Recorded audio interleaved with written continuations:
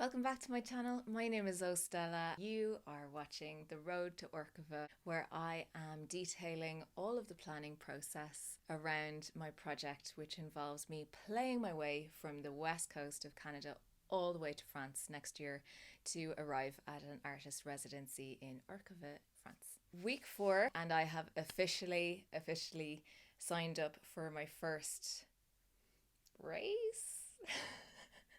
It's the DV100 in Alberta here. It's on the 11th of September. It's a choice. You can either bust a gut and race it, or you can just have a leisurely cycle. I'm going to train like it's a race, perhaps, but I have actually registered to do not the 100, but the 160-kilometer race.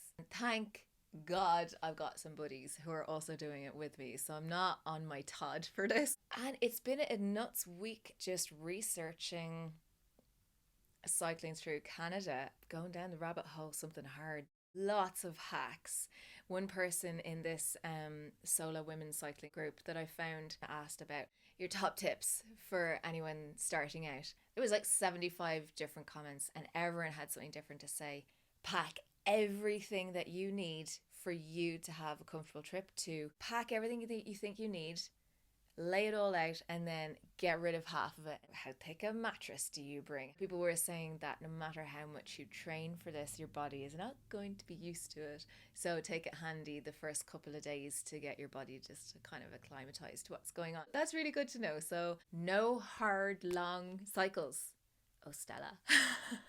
I'll just try and schedule a bunch of house concerts very close together as I leave the Vancouver area and through Abbotsford and out beyond to the foothills of the Rocky Mountains. And then we'll see what the Rocky Mountains bring. I'm so excited for this. I think this idea is amazing, and I love this idea so much, and I'm so nervous it's not gonna come true. But here we go. So what I would love to do is in every major city of every province, and then into European countries too, I would love to do a show and have campers from the local girls rock camp come and back me up as my band in each of those cities, and then raise funds for that specific girls rock camp in that city, and the proceeds of that show would go to them. So I think it'll be so much fun, and I would love for it to come true. And I'm just very nervous because I'm so afraid it just won't come through. So that's my great hope for this project. Yeah, Girls Rock would be amazing. If you are in Girls Rock, spread the word. Spread the word, because this would be so rad. I also went out for a cycle with my friend who built my bike, socially distanced, of course. He owns a shop called Vita Cycles down in Calgary on Centre Street. I was so delighted because this is the second bike I've had from him. He builds these bikes from like old vintage bikes and stuff, and he restores them, and seeing as how I'm zero waste, I was really into that. And of course he's in Calgary, I was in Edmonton. I gave him my inseam measurement, because when you're working with like vintage bike frames, you're working off of a different sizing system than what is used today. I think it's only just like small, medium, large, extra large kind of thing. But back then it was like 50 centimeters, and I'm just making shit up now, but it was like in centimeters. So I got it. It was too small. I felt really bad. So we had to rebuild the bike. It was quite different. So I got this bike back, and it was too big.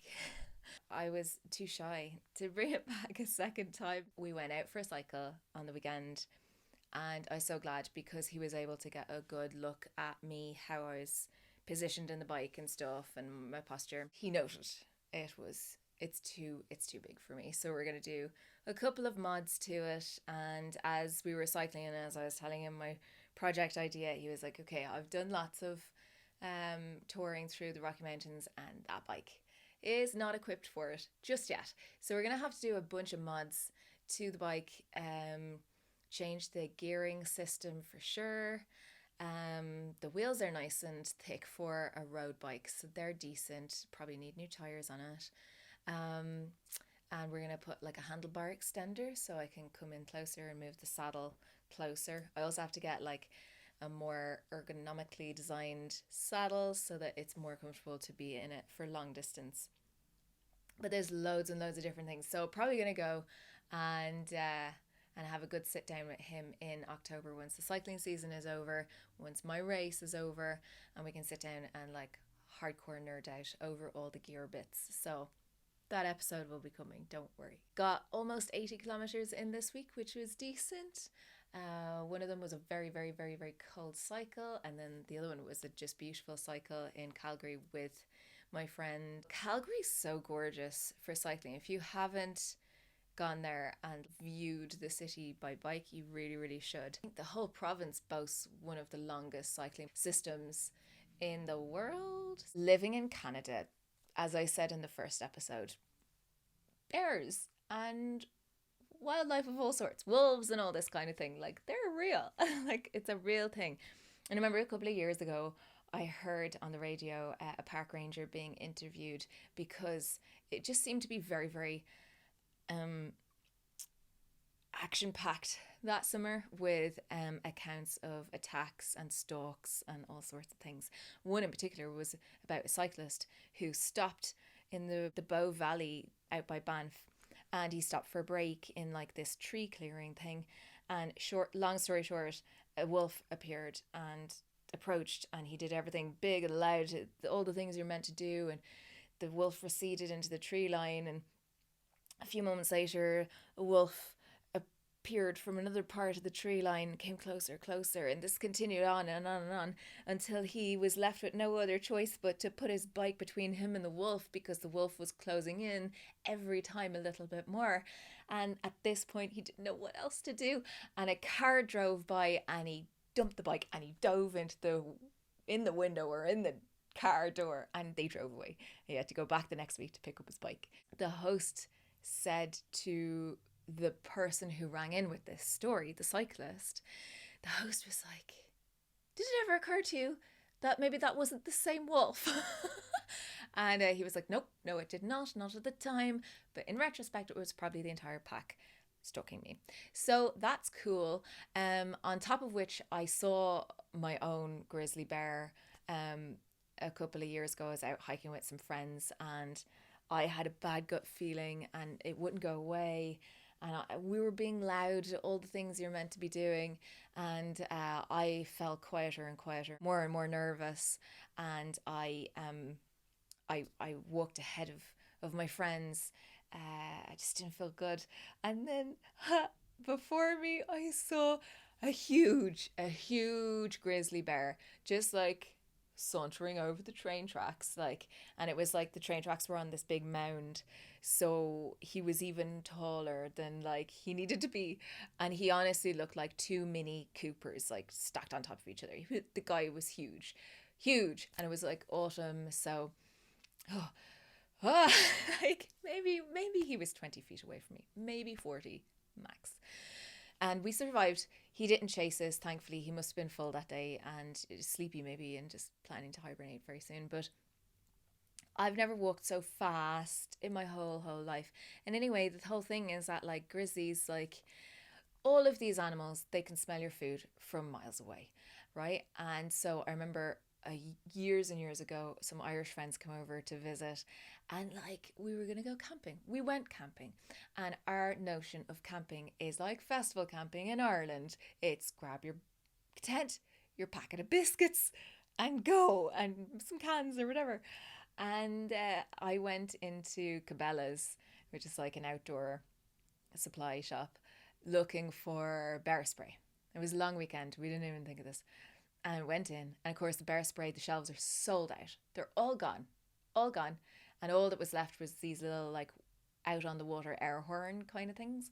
So your man is like, yeah, this'll do in a pinch. Like, okay, great. And he was like, do you need anything else? I was like, I don't think so. He's like, what are you doing with your food? I was like, what do you mean by that? And he was like, you can't leave your food in your tent or all the wildlife will smell it and they will tear your tent apart coming looking for the food. He was like, either leave it in your car or in an airtight barrel that you can buy, or hoist it up into a tree. And we were like, okay. So we left it in our car. And so things to bear in mind when I'm cycling by myself in the middle of the wilderness. One of these hot tips then regarding this is you should get a Kevlar bag that like raccoons and stuff can't open and it won't tear. And so if you don't have the option, and if you have a lousy throwing arm like I do, if you can't fling your rope up over the tree, and also in some parts of the forest, like the trees are quite spindly and you may not have many options. So anyway, if you can't get your food up into the tree, another option you can do is either bungee it to a rock well away from where you're sleeping, or you can find a bear-proof bin. You see them all over the national parks and stuff. They're specially designed so that little claws cannot undo the lids and go digging for food. So what you can do is you can open the back of those and put your food in there. And like if you're worried about someone coming by and emptying it, you can stick a note on it or tie it into the back or something. Anyway, I'll go up to a national park before long this summer and I will have a good snoop and I will work it out. Also, people are talking about dynamos that you can attach to your bike so that the energy that you're generating from your pedaling can charge your phone. So if you think I'm nuts, you're probably right, but if you are into it and would like to support this venture, I would love to have you over at the fan club. The link is in the description, or you can just go straight to ostella.com and you can find it there. There's loads of really fun things happening at the moment because I'm in the middle of writing my record, so everyone's getting cheeky sneak peeks and exclusive concerts and listening sessions and that type of thing, which will be scheduled for the end of the summer. That would be a really great way to support me. I would love that so much. Otherwise, it doesn't cost you a dime to like and subscribe and drop a comment in the bottom as well. Have you run into any hairy situations with wildlife whenever you've been out hiking or driving or anything like that? Let me know in the comments. I would love to know, how did you get out of it? How did you survive? That's the main thing I want to know. Thanks very much for tuning in and coming along on this adventure. I will see you again next week.